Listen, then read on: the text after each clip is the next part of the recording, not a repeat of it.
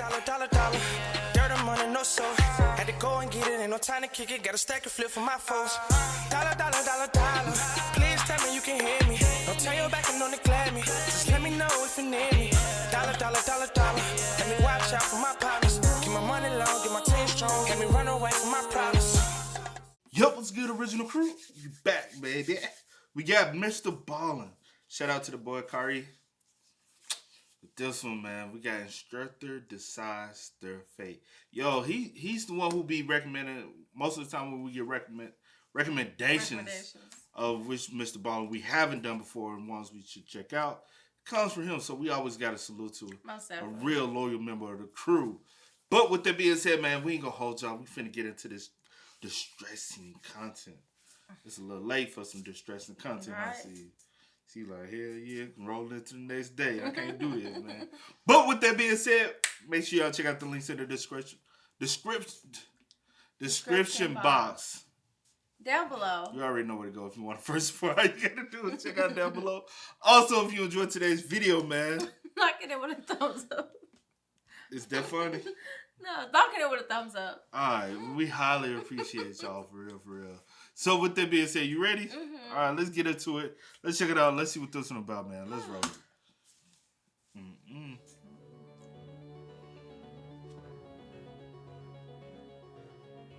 Today's story is a skydiving disaster story. However, it does not go the way you think it will. And at the end of today's video, there is a very special call to action that is connected to the main story that I think many of you will be very excited to participate in. But no pressure. However, before we get into that story, if you're a fan of the strange, dark, and mysterious delivered in story format, then you've come to the right place because that's all we do, and we upload once a week. So, if that's of interest to you, please sneak in to the like button's house and swap out their cat for an identical looking cat. Also, please subscribe to our channel and turn on all notifications so you don't miss any of our weekly uploads. Okay, let's get into today's story.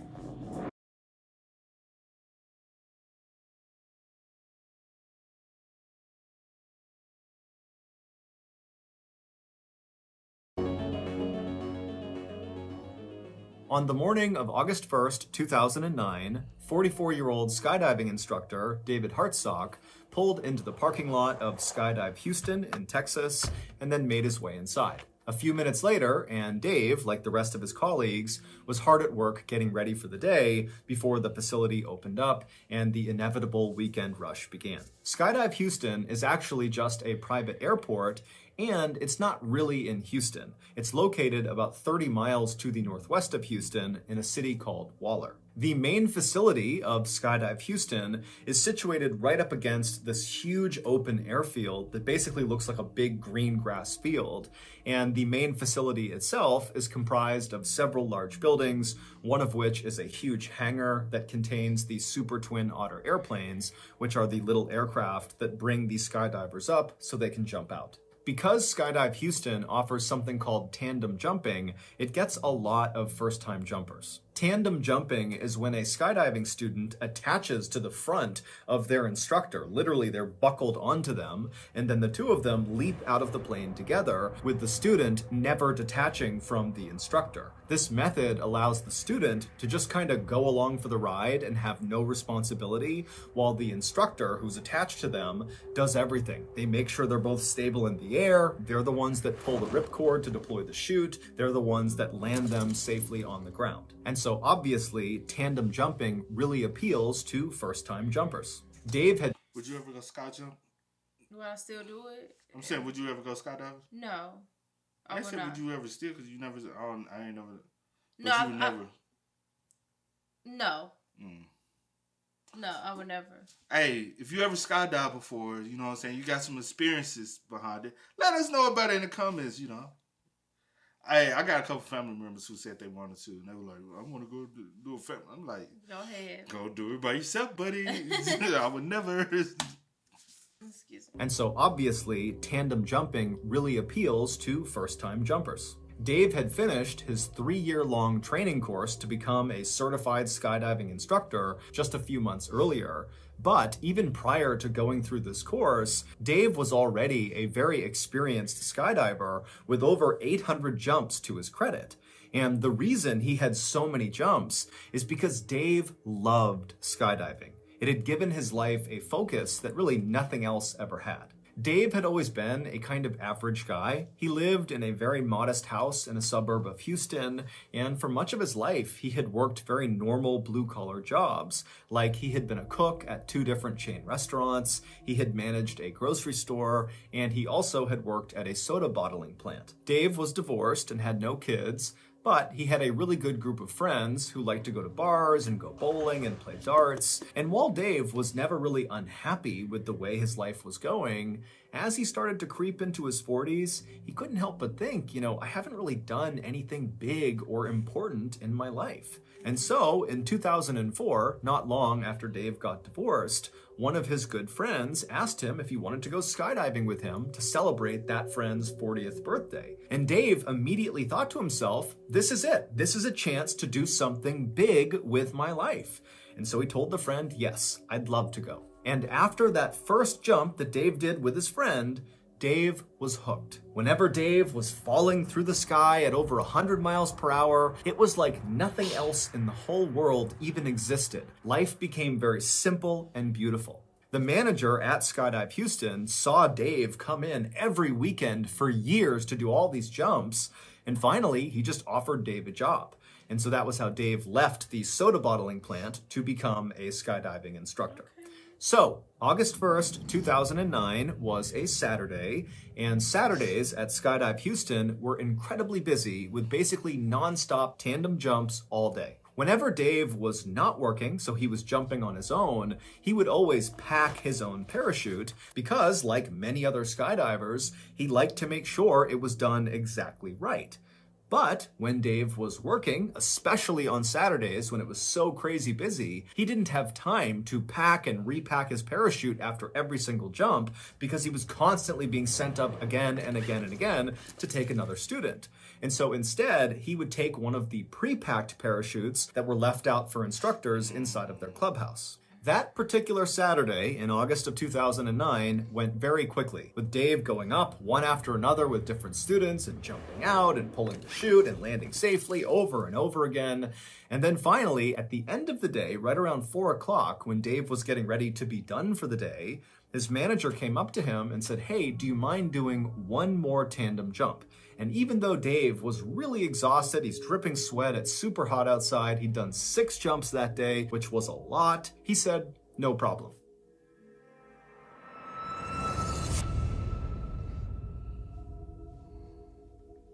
And so the manager introduced Dave to a short blonde woman who was visibly nervous named Shirley Diggert, who was there to celebrate her 54th birthday by skydiving for the first time. Her husband, her son, and her 3 grandkids were also there to watch her from the ground and take pictures, and her other son, who was celebrating his 30th birthday, he too was going skydiving. As soon as Dave walked up to Shirley, he grinned and stuck out his hand, and he made the same kind of corny joke he always made with nervous first-time jumpers, and that was, "Don't worry, you're going to be just fine. You're going to be strapped to me, and I'm not about to let anything happen to myself." And so Shirley laughed, and she did seem like she was a little bit at ease, and so Dave patted her on the shoulder, and then he walked over and he grabbed one of the pre-packed parachutes off the wall. These chutes actually contained 2 parachutes inside of the backpack. There was the main chute, which typically is the only chute that gets deployed on a jump, and then there was the reserve chute, which is a little bit smaller and is not normally used unless there's some sort of emergency where the main chute fails. After every jump, because the main chute has been deployed, it gets repacked and stuffed back into the backpack. But the reserve chute, because it almost never gets deployed, just stays packed. And so Skydive Houston, like basically every other skydiving facility, has certified technicians come in periodically to test the reserve chutes inside of the bag to make sure they're still packed exactly right. After grabbing the pre-packed parachute off the wall, Dave walked back over to Shirley, who was now in the staging area putting on her flight suit. A flight suit is a single garment. It kind of looks like a big onesie for an adult. And so Dave walked over, he put the parachute down, he tugged and pulled on her flight suit to make sure it was good, and then after he was satisfied, he picked the parachute back up and he signaled to Shirley, as well as Shirley's son, who was also skydiving, to follow him.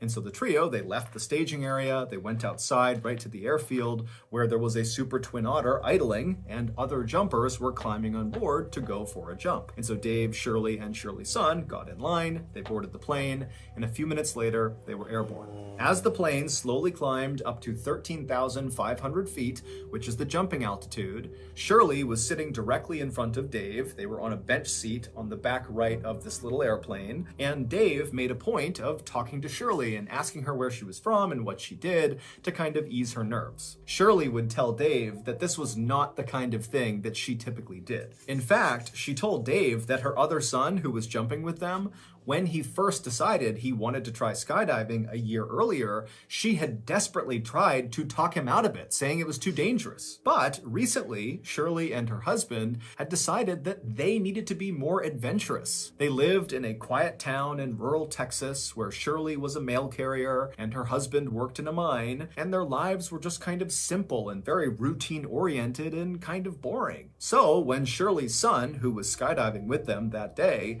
had asked Shirley to go skydiving on her 54th birthday, she saw it as an opportunity to break the mold and do something adventurous, and so she said yes. And so Dave told Shirley about how he had discovered skydiving much the same way she had, and they really bonded over that. About 20 minutes after takeoff, all the tandem jumpers on the plane were now attached to their instructors, so Shirley was now buckled onto Dave. And then when they reached 13,500 feet, the jumping altitude, one of the instructors slid open the side door. It was time to... Man, hey, Shirley, you and your husband could have found any other thing. Y'all could have said, let's go to the gun range. You know what I'm saying? Hit the kickback of the gun. Boom. You know, they'll wake you up. Go, hey, we finna go get on some roller coaster rides, but not too dangerous. You know what I'm saying? Like, you could have did any other thing. You decided, hey, we need a little bit more adventure in life. Well, I guess the only reason she did this is because her son wanted to do it. She was like, hey. Well, her son had already been doing it for about she said he said he had started like a year prior. So her son, like, probably convinced them eventually. But hey, I have fun doing this. Like, I get a thrill out. But what else could you get a thrill out of? It's a lot of things. You could have did axe throwing. You could have went broke bottles. Yeah, get that frustration. You know, get you a bat. Well, this is what she decided to do. Smash up some shit. Mm-hmm. You know. But this jump was out just of the start. But jump out of a plane. And I ain't saying, like, you know what I'm saying, y'all crazy for doing it, those who do it. But y'all crazy for doing it for those who do it. You know what I'm saying? I feel you. Like, I cannot personally get I done fell from high places. You know what I'm saying? Not that high. Not that high. I done fell where I can be able to get the fuck back Well, up. when you have, like, a fear of heights and stuff, then I expect, you know, people like that to not be doing stuff. Who have a fear of heights? You a whole motherfucking lie. I said I have failed from high places. You told me before you was scared of heights. I ain't never told you I was afraid of heights. Now, you gotta stop with them lies on this channel. After takeoff, all the tandem jumpers on the plane were now attached to their instructors, so Shirley was now buckled onto Dave. And then when they reached 13,500 feet, the jumping altitude, one of the instructors slid open the side door. It was time to jump. And the first one who was jumping was Shirley's son. And so from all the way back in the plane, Shirley called out to her son, "Have a good jump, I'll see you on the ground," as her son kind of waddled to the edge of the door with his instructor, and the two of them jumped out and disappeared into the air below. Next up was Shirley. So Dave told Shirley very calmly to stand up, and so they did. They stood up right next to their bench, and then before they waddled towards the exit, Dave, for what felt like the millionth time, checked to make sure he really was securely fastened onto Shirley, and then Dave tapped his ripcord right behind him, kind of like muscle memory, reminding himself where to go. He tapped his knife on his shoulder. He kind of just felt his equipment, and then feeling ready, he said, "Okay, Shirley, let's go." And then the two of them kind of waddled their way towards the front front of the plane where that door was slid wide open, and then they turned, so Shirley's feet were right on the edge, basically looking out into the sky right outside. And so it's really loud, it's very windy, and Dave is right in Shirley's ear saying, okay, I'm gonna count to 3 and we're gonna jump. And then Dave reached forward, he pulled Shirley's head back so she was looking up because he didn't want her to look down when they leapt out, because for some people that will cause them to panic when they see the ground. And so with Shirley's head back, Dave very calmly said 1, 2, 3, and then very gracefully, the two of them jumped out. From the moment you jump out of a plane at 13,500 feet until you touch the ground, it takes maybe 2 to 3 minutes with about 30 seconds to a minute of actual free fall. But that 2 to 3 minutes is so intense, it feels like it's 20 minutes long. And this was what Dave loved so much about skydiving, that intense presence you feel, that you're really in the moment. There's nothing else you can think about. It's just you careening through the sky towards the earth. It's incredible. Dave had actually had a number of close calls in his life. Like a few years earlier, he had been riding his motorcycle when somebody hit him in their car and he fractured his skull. And then not long after that accident, he was in another accident where he fractured his spine. And after each of those 2 accidents and a few others, the only thought in Dave's mind was, oh my goodness, I hope I can skydive again. And miraculously, he had been. He had made full recoveries and he was back to skydiving each time. And so now, whenever he jumped out of a plane, he just felt so lucky. The plan for that evening's jump was for Dave to rotate them 360 degrees 3 separate times so Shirley could get a full look down across Houston and all over Texas and just kind of see the world around her from so high up in the air. And then, whenever Dave noticed that they were at 5,000 feet using his wrist altimeter, which is basically like a watch that tells you how far you are from the ground, Dave would pull the ripcord, the main chute would deploy, and they would float gently down to the ground.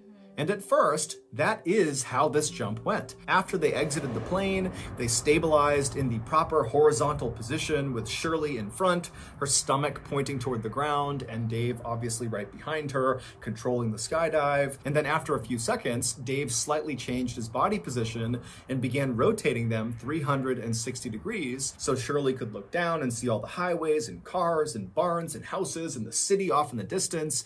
I mean, it's this spectacular view. And as you're falling through the sky, especially in the first few seconds of a jump, you can't tell that you're going super fast, but you're going over 120 miles an hour, which is called terminal velocity. It's literally the fastest you can fall in the air. And so you're blazing towards the ground, but it almost feels like the air is pushing you back up. And so Shirley's having this incredible first-time experience, just really taking it all in. And Dave, even though he had done this hundreds of times, was having a wonderful time as well. But Dave really was just focused on his altimeter because when they hit 5,000 feet, he needed to pull the parachute. And so they're cruising along, Dave's checking his altimeter over and over again, and then finally he sees 5,000 feet. He quickly looks around him to scan for any other jumpers. He's clear, and so he reached back and he pulled his ripcord handle for his main chute. Now, normally when you deploy your main parachute, depending on what kind of parachute you're using, there's actually kind of a slow unfurling. It's not like suddenly the chute is deployed and then you just stop. That would not work. You'd get destroyed every time you skydive.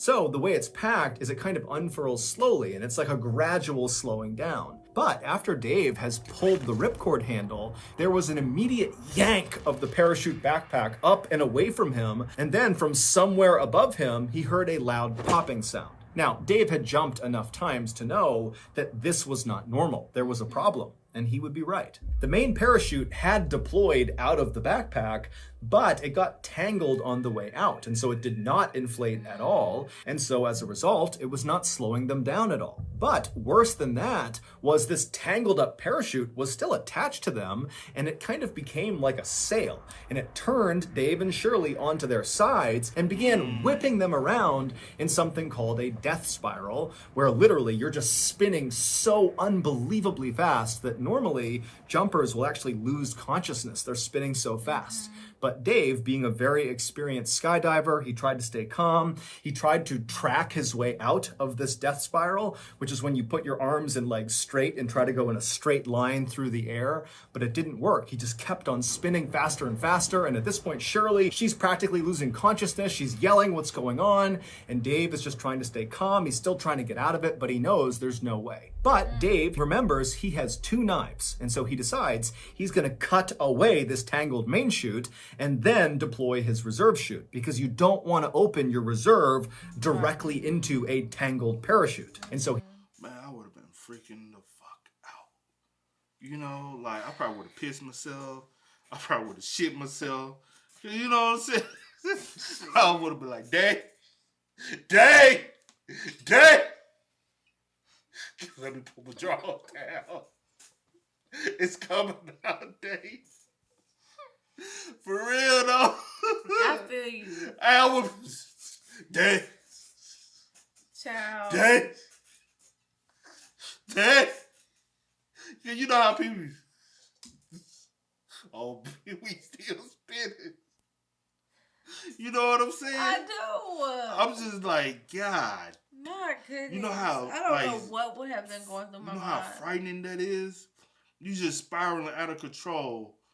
And you like, bro, this is not how it's supposed to go. You know in your mind. Like, something is wrong. Then you asking this motherfucker, Dave, what's going on? And Dave ain't saying nothing. Dave ain't You know saying, some shit done hit the, look. shit Nope. done hit the fan. Mm-mm. Like, you like, oh, shit. This nigga don't know what he doing. We finna. You gotta get low get right with your maker. What you said? I Last saw you be second, up there, child. Honey. I'm following what y'all having. I'm sorry. Just, honey, praying and repenting. Because I'm sorry. I don't know if I'm going to make it out. Okay? Bro, this is crazy, bro. he's going to cut away this tangled main chute and then deploy his reserve chute, because you don't want to open your reserve directly into a tangled parachute. And so he reaches up, he's spinning, remember, he reaches up and he grabs the first knife. However, the lines of the tangled parachute had actually tangled on his shoulder strap where that first knife was, and so he literally couldn't get to the knife. And so now they're below 5,000 feet. They're at like 4,000, closing in on 3,000 feet. I mean, they're coming close to the ground here, and they don't have a canopy. But Dave, he stays calm. They're spinning around. He can't get that first knife, and so he reaches for the second knife, which was placed in front of Shirley. But because of how quickly they were spinning, he couldn't quite get his arm out to grab the second knife. It was just impossible to grab it. And so without any other options, Dave had to pull his reserve chute, knowing it was going to go straight into this tangled mess right above them. And so the reserve chute, it deploys, and it does work, at least at first. There's that gradual slowing down sensation that Dave immediately feels. Their spin begins to stop, and for a second, it seems like they're going to be saved by this reserve chute, because by now, they're only about 2,000 feet from the ground. However, the worst case scenario happens to Dave and Shirley. As soon as their reserve chute was up over their head, inflated, their main chute suddenly caught air and inflated as well. So they had two parachutes. Now, you can land with two parachutes. Now that first parachute did all that. All that bullshit. Just to... Now your ass want to show the fuck up. Like, don't show up and try to show out now, bitch. For real, though. Like, what the... I would be so, like... Pissed. Because I had to piss and shit myself. Already. Because I'm pissing and shitting myself for real. But I prayed to the maker and he done made some shit happen. Now I gotta go home And inflated as well. So they had two parachutes. Now, you can land with two parachutes, absolutely. However, sometimes in a worst case scenario, the two parachutes will catch wind going in opposite directions. So basically the parachutes will go out to either side of the jumper or jumpers if it's tandem. And then you basically have wings that aim the jumpers straight at the ground. It's like an accelerant. It causes them to literally speed up straight towards the ground. And once you start moving in this position, which is known as a down plane, it's almost impossible to get out of it, because the faster faster you go, the more inflated these two parachutes become. And so Dave knows they are less than 2,000 feet from the ground. They're in a downplane, which is almost always fatal. And so all he can do is try to get out of the downplane. And so Dave, with all his might, he begins yanking on the different lines of both parachutes, and he manages to get them out of the downplane, which is nearly... I got a question though. This for somebody who might be experienced.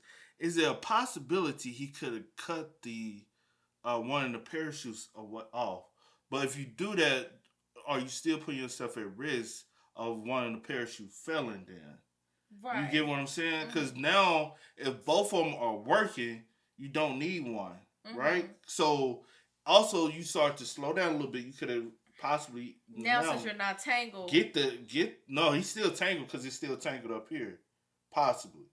But now you just slowed down because and you can reach for the knife on Shirley. Because you couldn't reach it. You're not doing the spinning anymore. Yeah. So is there a possibility he could have just cut one of them off, or do you not want to rely on that? You know what I'm saying? Because if you cut, say for instance, you cut the backup off, but the backup is the one that been helping from the get go. Yeah. You know. I get what you're saying. I don't know. If you are an experienced diver or have dived before or know somebody who, please answer that for me. Of the downplane. And so Dave, with all his might, he begins yanking on the different lines of both parachutes, and he manages to get them out of the downplane, which is nearly impossible to do. He does it. And then both parachutes collapse. And suddenly, Dave and Shirley have no parachute. They're less than 1,000 feet from the ground, and they are falling once again over 100 miles per hour straight down to the earth. Now, at this moment, Shirley is crying, she's screaming, she doesn't know what's going on, and Dave has this incredible sense of calm come over him. Years ago, Dave had given up on the idea of ever having a family or of having kids. He was a really good guy who would have been a great father, but it just wasn't in the cards for him. Instead, Dave had found skydiving. Oftentimes, Dave would stay late at Skydive Houston and just sit around the campfire with the other instructors and the other jumpers and drink beers and eat burgers and tell stories. And sometimes Dave would even sleep the night at Skydive Houston because he didn't want to go back home to his empty 3-bedroom house where all he wanted to do when he was there was go skydiving again. But now, literally staring down his own death, knowing that it's going to happen any second, the only thing he could think about was Shirley. He didn't care if he died. He felt like he had found his calling. If he died doing it, so be it. But Shirley, her husband, her son on the ground, her son skydiving, her 3 grandkids, they're going to see Shirley hit the ground and die. He just couldn't handle it. He thought, I have to do something to protect Shirley. And with only a few hundred feet to the ground, Dave yelled to Shirley, "Tuck your knees up." And Shirley immediately did it. She threw her knees up, and as she did, Dave pulled back as hard as he possibly could on the risers and the toggles in an attempt to switch places with Shirley. Shirley was in front of him. Her body's going to hit the ground first. Dave flipped them around so that his back was going to hit the ground first. He was going to sacrifice himself to maybe save Shirley. When they hit the ground, people a quarter mile away heard their impact. And when they hit the ground, all of Shirley's family saw it. Everybody saw it. They went running over to the crash site. And when they got there, there was this tangle of bodies and this parachute. And as they're staring at it, they watched one of the bodies move. It was Shirley. She was alive. After paramedics arrived, they cut her off of Dave's body and they rushed her to the hospital where she had serious injuries. She had several broken vertebrae and very significant internal injuries, but none of them were life-threatening. She would survive. However, 3 days after arriving in the hospital, Shirley got devastating news. Dave had been rushed to the hospital as well right after Shirley had, but he finally had succumbed to his injuries and passed away. Dave's last-ditch maneuver had worked. He had saved Shirley's life at the cost of his own. However, not long after Shirley and her family found out about Dave's death, they got another call, and this time it was to tell them that the news about Dave's death was premature. He was not dead. However, he was paralyzed from the neck down. A few weeks later, after Shirley got out of the hospital, she immediately went to the intensive care unit where Dave was being treated to see him for the first time since their accident. And when she saw him, he was sitting in a wheelchair covered in tubes and wires, and she just stood there looking at him. And Dave, when he saw Shirley, he just started to cry. At this point, Shirley walked up to him, she gave him a hug, and she said, "I love you." Today, Dave and Shirley are still friends. Shirley has recovered completely because of Dave's heroic act. Dave, on the other hand, remains paralyzed and only has a little bit of feeling in his right arm. He now lives in Texas with his mother, who looks after him full time, and they desperately need our support. My family has already made a donation to his GoFundMe page, and I hope some of you will do the same thing. You can find his GoFundMe page in the description below, and after speaking with him, he assured me that all of the donation money is being used to take care of himself. He has a lot of care that he needs, his mom can't do it alone, and so anything we give them is just making his life a little bit easier.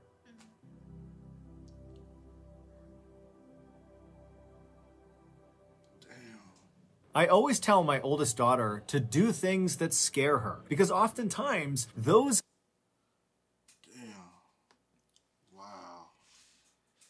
Wow, such a devastating, wow, such a heroic story at that. I know, right? Because at the end of the day, that was a selfless act. Mm-hmm. Like you know, like we always talk about Such stuff a like that crybaby. in the world.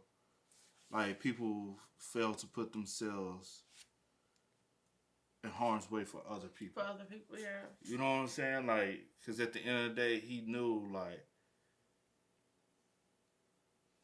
I guess deep down, he possibly felt as though I've accomplished my dreams. I've experienced like real life joy. Mm-hmm. I get a joy out of. I don't mind losing my life to what I enjoy. Yeah. Because this is what makes me happy in life, Mm-hmm. bro.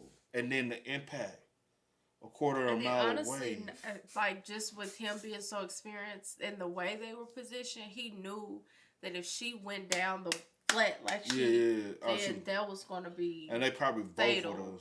You know what I'm saying? Yeah. So.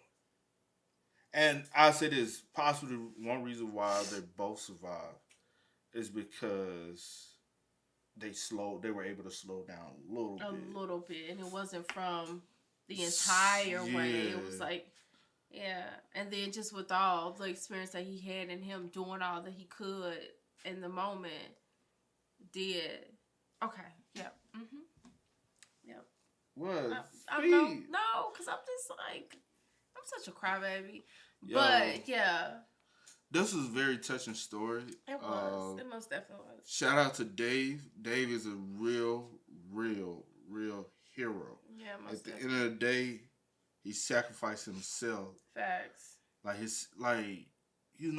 that's big. That is big because honestly, now sometimes in his mind, the sacrifice was in his mind fatal. Like not even thinking that I would, even come up out of this. And, so willing to put your life your at entire risk. life. And because at the end of the day, she didn't ask for it. Like she's doing this, you know what I'm saying? And then that's our first experience. First experience, yeah. And he knows, like, damn, this is not the way she should go out. No, especially in front of her family. No way. Like, damn, bro.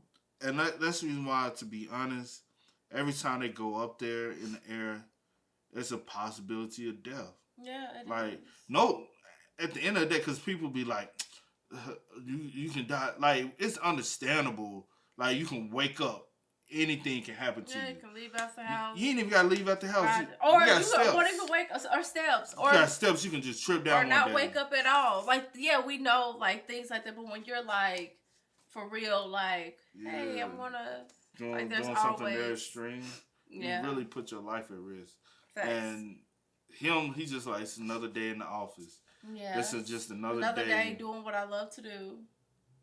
You know, just the parachute. And I guess also I was just kind of sad because I was just like the fact that he, did live, but now he's paralyzed.